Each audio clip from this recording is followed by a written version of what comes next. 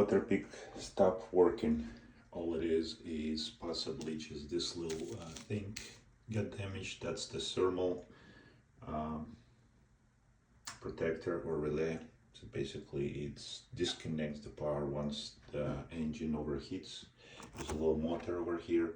So what happens is it just disconnects the power. So if you have similar problem, it doesn't work, all you need just a multimeter so you can check the continuity on that little thing that's next to the motor handle, and a little screwdriver. I use little flat one and long, and the soldering to iron to pull it back in.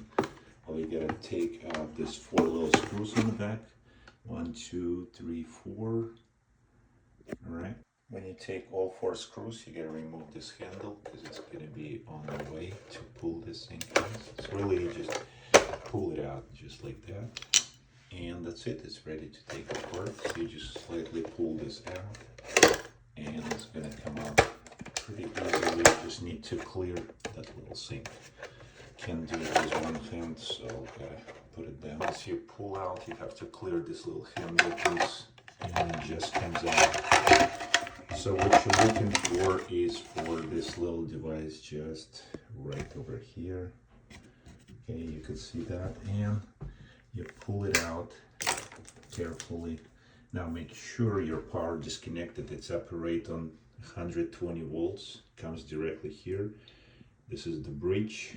You just have this few diodes to make from AC to DC, and you have 170 volts here, so definitely make sure it's unplugged for safety, otherwise you're gonna get shocked. All right, so not advised to do it if you don't know how to do it. All right, then you check this little thing, pull it out, and make sure you have continuity. If you don't, this is the number 1.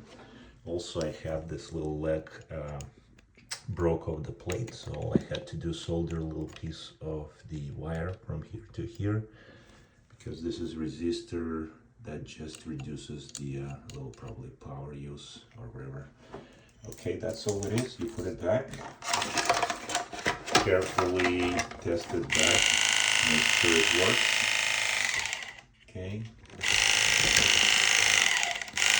That's it. After I resolder it, works perfectly.